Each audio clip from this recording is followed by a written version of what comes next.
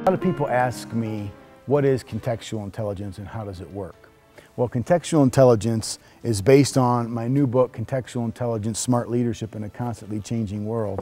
And I've had people ask me, how does contextual intelligence work in the real world? It's a great idea, it's a great concept, they get excited about it, but they want to know the details.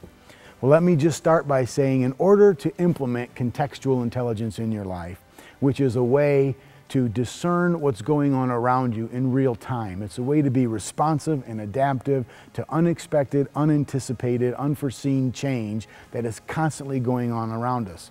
You know better than I do that we live in a world where everything changes so quickly and so fast that it's critically important to stay ahead of those changes and maybe even be the implementer of change instead of always the reactor or the responder to change. Well, contextual intelligence is a way to do that.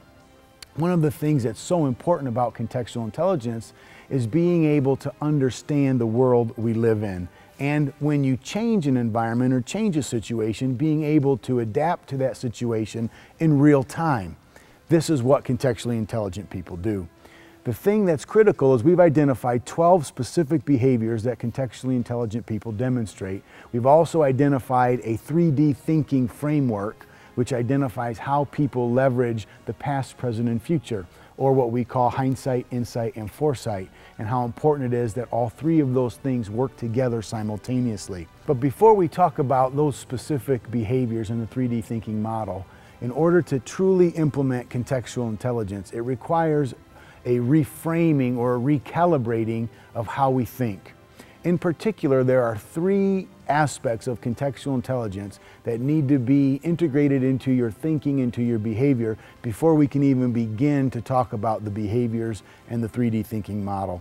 There are three particular recalibrations of your mind and your thinking that are important. The first one is to start reacting to the world as a complex organization instead of something that is complicated. In the book, we discuss at great detail the difference between living in a complex world and a complicated world. The second big framework that needs to be adjusted or recalibrated in your thinking is how we use experience. What we do is we use the term synchronicity. And synchronicity basically is making meaning out of apparently irrelevant experiences. So many times we experience things in our lives that we just log in our memory banks or dismiss or forget about because we think that the experience is not relevant to anything specific that we're doing right now or in the future. Well, synchronicity teaches us a way to keep all those experiences, file those experiences in a way in our memory banks and in our brains so that we can use them at the appropriate time in the appropriate place. The third aspect of thinking revolves around tacit knowledge and our tacit awareness. Most of what we do as human beings and the decisions we make is based on tacit knowledge. Tacit knowledge are the things that we know to be true and are convinced are absolutely right, but have no idea how we learned it or where we learned it. It's information that we practice and we use to make decisions, but don't know why. Well, we know from research and different journals and scholars have talked about how important tacit knowledge is in our decision making, as opposed to explicit knowledge, which is the knowledge we can measure. It's what you get tested on in school and what IQ and GPA and things like that represent, your scholastic aptitude. Explicit knowledge is basically what you can remember from readings and books and lectures. Tacit knowledge is much more embedded, much more meaningful, much more significant in your decision-making process.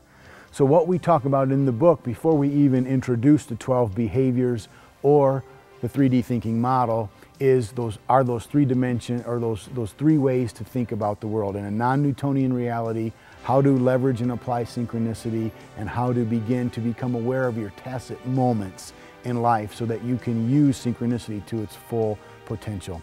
Once you become really skilled at recalibrating and thinking about those things, then we can progress into the 12 behaviors as well as the 3D thinking model.